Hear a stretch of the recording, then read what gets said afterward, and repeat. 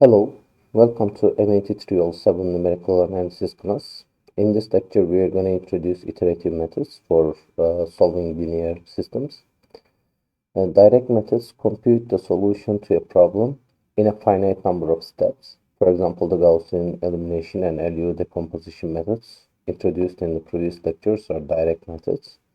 These methods will give us the exact result if they were performed in infinite precision arithmetics. However, run of error accumulates prohibitively high for large systems. If we increase the dimension, the run of error will be too much. Contrary to direct methods, iterative methods are not expected to achieve an exact solution in a certain number of steps. Starting with an initial guess, iterative methods produce successive approximations that converge to the exact solution only in the limit. A convergence criterion is pre-specified to determine whether a sufficiently accurate solution is obtained. In general, even using infinite precision, these methods wouldn't find the solution within a finite number of steps.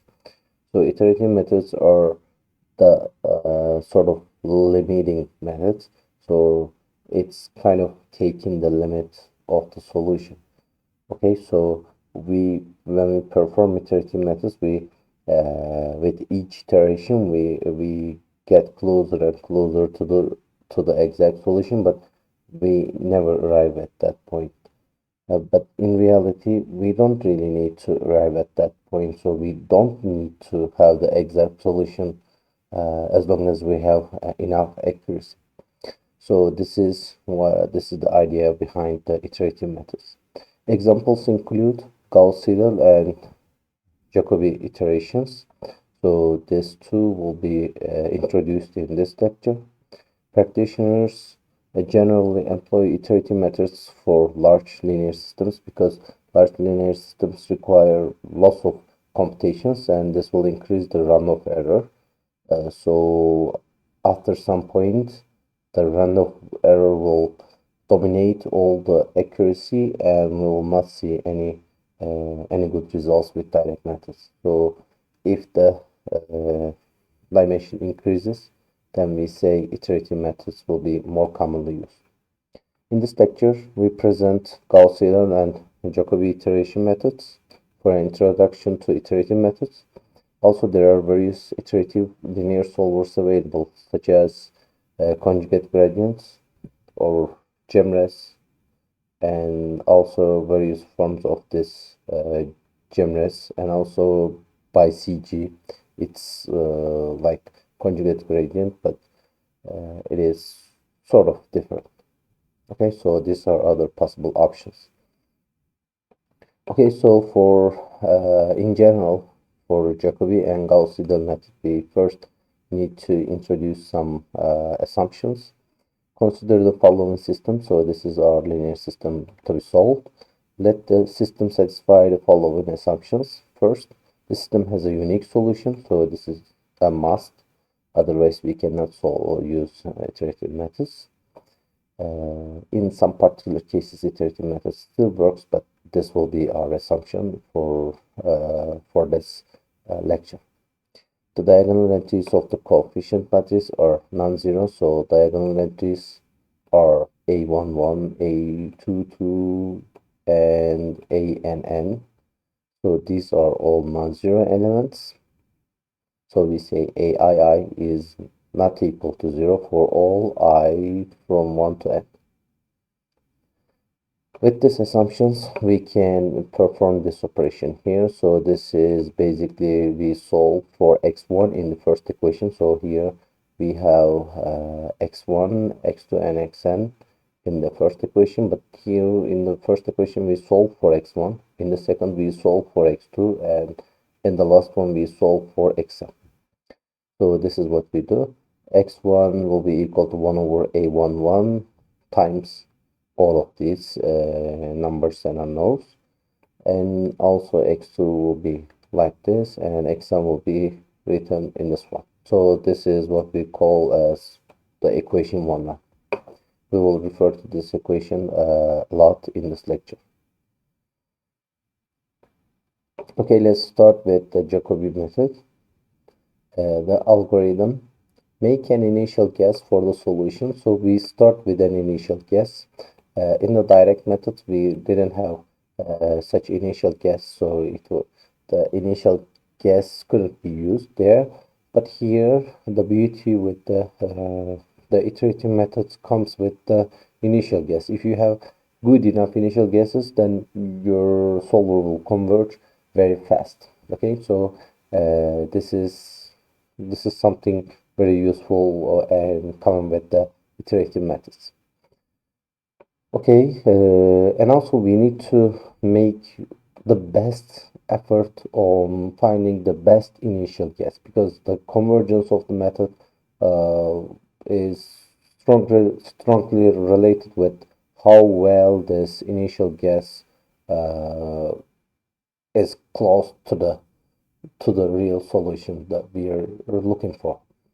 Okay, so we substitute these values on the right hand side of 1, 1 to obtain the first approximation. Okay, so we have x0, the initial guess. We put a 0 here to say this is from the first 0th iteration, and here 1 will give us the results for the first iteration, and so on. So here the initial guess will have 0 on the top, and we need to substitute all these values on the equation 1 1 on the right hand side, of course. Okay, so this will be like x1 can be found by using these values on the right hand side. Again, x2 can be found by using these values on the right hand side, and so on. So this is the idea. And once we do this, we will obtain x1 values. We substitute these values on the right hand side of 1 1, and then we obtain x1 values. So we proceed like that, and we use x1 values to obtain x2 values, and so on. So this will give us our iteration. Okay, so we repeat the same process to form a sequence of approximations. So x0, x1, x2, x3, this will be our approximations to the exact solutions. So we will repeat the same process to obtain a sequence of approximations.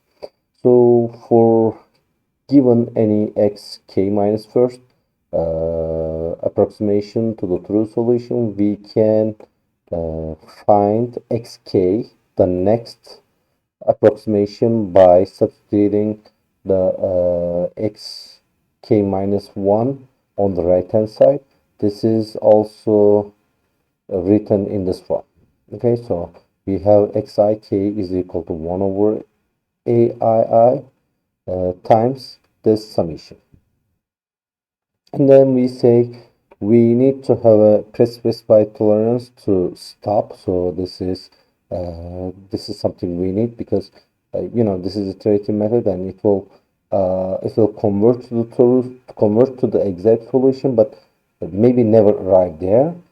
In some particular cases, it might arrive. So this is something we need to pre-specify and say if two approximations, the difference between two approximations is small enough, it is smaller than some pre-specified tolerance tau, then we say stop the iterations and return the value of xk as our solution. So this is the algorithm for Jacobi method. Let's also see what's happening in the matrix form. So we consider the linear system in the matrix form Ax equals B. So this is matrix A, this is X, and this is B. We rewrite the matrix A as D minus L minus U. Here, D is the diagonal entries of A. Negative L and negative U are the lower and upper triangular parts of A. So this is kind of decomposition of A. We write the diagonal entries of A as the matrix D, and then lower diagonal part of A as negative L. Okay, and the upper diagonal part will be the negative U. values. Okay, so this is U, this is L, and this is D. Then AX equals B can be rewritten using this equation as in this form. Okay, so D minus L minus UX is equal to B. This implies that we can move LX minus UX to the right hand side. So this will give us DX is equal to L plus UX plus B. So we have an assumption on the diagonal entries of D. So the diagonal entries of A is non-zero. So this will give us uh, the inverse. So the inverse can be found as in this form, right? Because the diagonal entries are non-zero, so we can find the inverse like in this form. So multiplying both sides of 1, 2, so here multiplying both sides of 1, 2 by d inverse, we can indeed leave x alone on the left hand side. So this will give us x is equal to d inverse times L plus ux plus d inverse b. So the Jacobi iteration method is obtained by replacing the x unknowns on the right hand side of one tree with the approximation of x found from the previous iteration. Okay, so we say we put xk minus first here and obtain xk.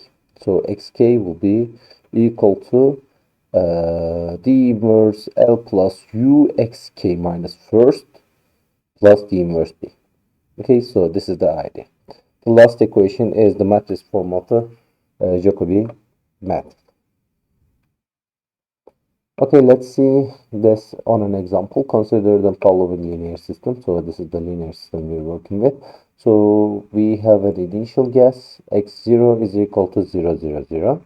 Using this equation below, so we use this equation here because we need to solve this equation. In the first equation we need to solve for x1, so we do that, and then in the second we solve for x2. Okay, so this is what we get, and here we solve for x3, and this is what we get for x3. And then this will correspond to the equation 1, 1. We find the approximation solutions as in the following table. So we are given a table. We basically substitute 0, 0, 0 on here. So this will give us x2 is equal to 0. So this will be 0. x3 is equal to 0. So this will be 0.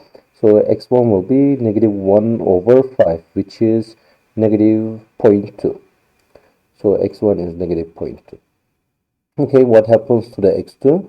If we substitute 0 here and 0 there, this will be 2 over 9. 2 over 9 will be equal to 0.222, like that. Okay, so here, if we substitute 0 here and there, this will be negative 1 over 7. Negative 1 over 7 will be equal to this quantity. Okay, then we need to check the error. By error, we mean the difference between the norm of the difference between the two previous solutions. Okay, two results of the iterations. So we basically here have x1, so we compare x1 with x0. So we take the difference between x1 and x0 and take the norm. So this norm will be Euclidean norm. So this is if we have two components of x, x1, x2, x3, this will be found by x1 squared plus x2 squared plus x3 squared, and then once we have this summation, we take the square root. So this will give us the Euclidean norm of the error. Okay, so this is what we get for x1. Okay, so we can move on and find x2. In order to find x2, we use the x1 values on this equation. So we, for example, for x2, we substitute 0.222 here, and then for x3 we use this number, and then we perform this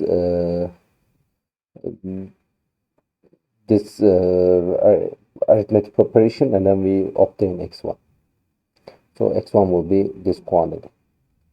Okay, again, if we substitute these values on the second equation, we obtain x2 is equal to this number, and for the third equation we obtain this number. Okay, and all of this will give us an error like here.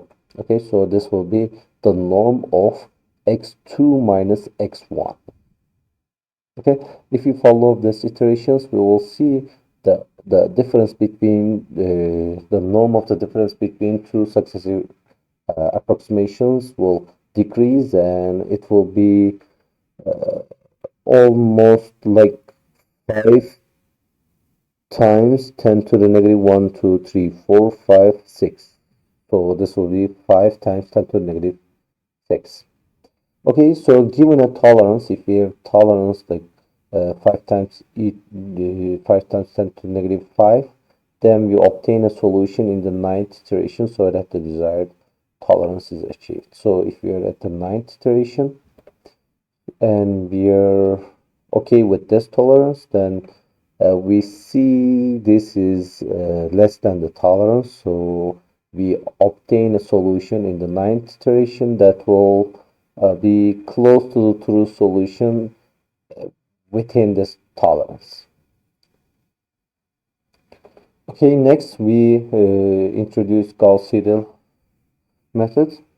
Again, this is an iterative method, so we make an initial guess. So initial guess will be x0 equals x1 0, x2 0, and xn 0. We substitute these values on the right hand side of the first equation of 1 1. Okay, so if we go back to the equation 1 1 here, so this is equation 1 1, we only substitute these values on the first equation. Okay, so this is the key point and the difference between the Jacobi method and Gauss-Seidel method. So here we substitute in the first equation, and then we obtain x1 value.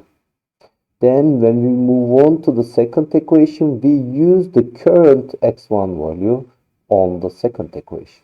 Okay, again, once we have x1 and x2, in the third equation for the x3, we use x1 and x2 with the updated values, and for the rest they will be from the previous iteration. Okay, so this is the idea. Let's move on here. So it is like for x1 1 in the first equation, we substitute all of these numbers, and then we obtain x1 1. So x1 1 is ready for the next iteration. But when we are finding x2, we use this value instead of this value. So in the Jacobi method, we use this value again, even if we have that value. Okay, but here we will work with the updated versions. Okay, so if we have this updated, then use the updated version. Okay, so in the next, if we have this two updated, then in the next step, in the third equation, for example, we will use these two with the updated versions, and the rest will be from the previous iteration. Repeating this process, we can find the x1 value. So this will be the approximation after the first iteration. Okay, let's see this with, okay, here we have the second approximation. Okay, we follow the same thing and we obtain second approximation. We follow the same argument to form a sequence of approximations. So given xk minus first approximation for all k greater than or equal to 1, we can find xk by this formulation. Okay, so this will really mean the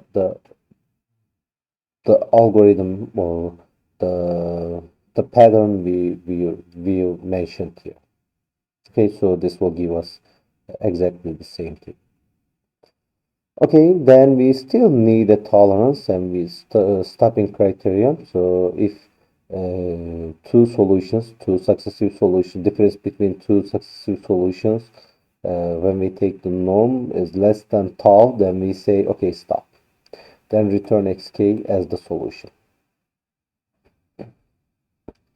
The equation 1, 2 implies that the equation 1, 2 was the composition of A. So let's go back and recall equation 1, 2. Okay, so this is equation 1, 2, right? So this is the equation 1, 2, and we write A as D minus L minus U, okay? So AX equals B can be rewritten as in this form.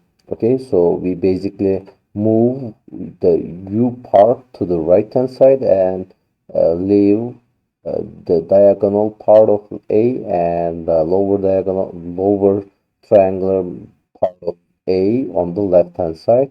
And this form we obtain AX equals B, the different version of AX equals B. And then due to the assumption on the diagonal matrix of A, this matrix is lower diagonal matrix and diagonal entries are non-zero, then we say D minus L is invertible. Okay, then multiplying both sides of 1 4 by the inverse. So if we multiply this both sides of this equation by the inverse of that matrix, then we will obtain x is equal to this. Okay, so x is equal to that. We say the Gauss-Seidel iteration method is obtained by replacing the x unknowns on the right hand side here, right hand side of 1 and 5 with the approximation of x from the previous iteration. Okay, so we say xk minus first will come here and then we obtain xk. Okay, so this is the matrix form of Jacobi method. So indeed this is Gauss-Seidel method, but we said for this is a typo. Okay, so this will be the Gauss-Seidel method. Okay, consider the following linear system as an example. So this is our example and this is the initial guess.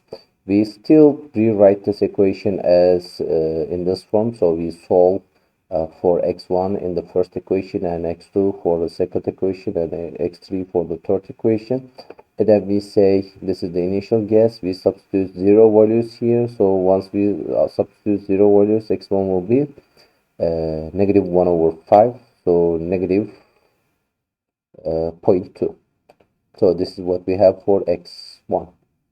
Okay, once we have x1 values, here we use the x1 value from here. Okay, so we use this value for x1 and zeros for the others. So x1 will be that value, negative 0.2, and x3 will be 0 because this is not updated yet. So it will be 0. So this will mean negative 0.4 plus 2, 1.4 divided by 9 will give us this number. Okay, now when we move on to the third equation, we use the updated values of x1 and x2. So this and that value will be used for x1 and x2. And once we substitute their values here in this equation, we obtain x3 is equal to this number. Okay, now we check the error again. So we compare x1 with x0. If we take the difference between x1 and x0 and take the norm, this will be the error. Okay, in the second iteration, we have x1 values. So we use x1 values in the first equation here. And then when we do that, we obtain this one. Okay, now when we move on to the second equation, we use the x1 values from here. So this will be our x1 value. For x3 value, we will use this quantity. Okay, because x3 is not yet updated. Okay, so here we obtain this number. Okay, when we move on to the third equation, okay, when we are working with the third equation, x1 and x2 will be this and that value. Okay, so we use these two values for x1 and x2 and we obtain x3. Okay, doing that we obtain the error like in this one. Okay, so this is basically the norm of x2 minus x1. Following the same pattern, we can obtain x7 as in this form. So this is the seventh approximation, and this is the difference between the norm of the difference between x7 and x5. If the given tolerance is 5 times e to the negative 5, then this tolerance will be obtained at the sixth iteration. Okay, so here. So this error, this is basically, this is greater than the tolerance and this is less than the tolerance. So we obtain the tolerance, the given tolerance at the sixth iteration. Okay, we can stop computations at the sixth iteration and say, okay, this is close enough and this will be our solution for given tolerance. Okay, so this is the idea and this is how things are working with iterative methods. Okay, let's continue with the definition. If the absolute value of the diagonal entities of a matrix A is strictly greater than the sum of the absolute values of other entries in the same row, that is, for each row, AII is greater than the sum of the absolute value of the other entities at the same row, then we say the matrix A is strictly diagonally dominant. Let's see this in an example. So the diagonal entries are these entities, okay? First, in the first row, we take the absolute value of 7, which is 7 itself, and the absolute value of -1 would be 1, absolute value of 3 would be 3. So 1 plus 3 will be 4, and this is less than 7. So in the first row, we are we make sure the first row will satisfy the property, the condition for strictly diagonally dominant matrices. And then in the second, the absolute value of this number will be 2, and 2 is greater than 0 plus 1. So this is also works. This will also work. And here we have 9.